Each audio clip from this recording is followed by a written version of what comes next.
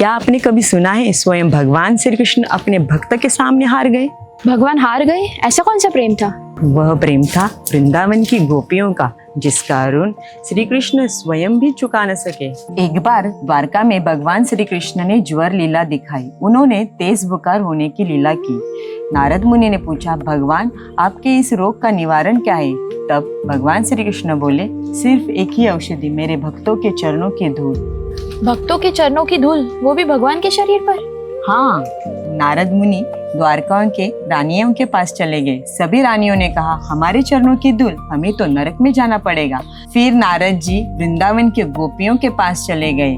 उन्होंने जैसे ही सुना कि उनके शाम कष्ट में है, तो उन्होंने क्षणिक ही देरी न की और कहा, नारद जी जितनी चरण धूल चाहिए उतनी ले जाइए। हमें श्री कृष्ण के सुख के लिए नरक में भी जाना पड़े तो भी हम तैयार हैं। उन्होंने अपनी मुक्ति, अपने भविष्य के बारे में भी नहीं सोचा? नहीं, क्योंकि गोपियों के लिए स्वर्ग या मुक्ति नहीं, उनके लिए तो भगवान श्री कृष्ण की मुस्कान ही सब कुछ थी। जब रासलीला में भगवान श्री कृष्ण ने बांसुरी बजाई, गोपियां अपना सब छोड़कर उनके शाम के पास दौड़ी चली आई। उनके निष्काम प्रेम और निर्मल प्रेम को देखकर भगवान श्री कृष्ण बहुत प्रसन्न हुए।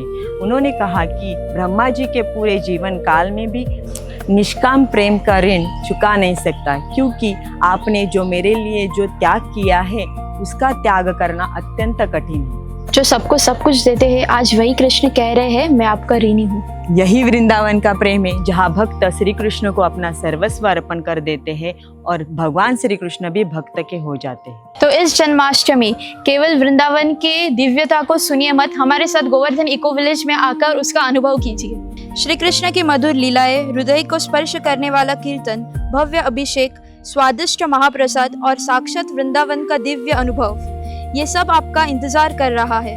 जब स्वयं वृंदावन आपको बुला रहा है तो फिर किस बात की देरी। तो आइए इस बार जन्माष्टमी का पावन उत्सव हमारे साथ गोवर्धन इको विलेज में मनाइए। हरे कृष्णा।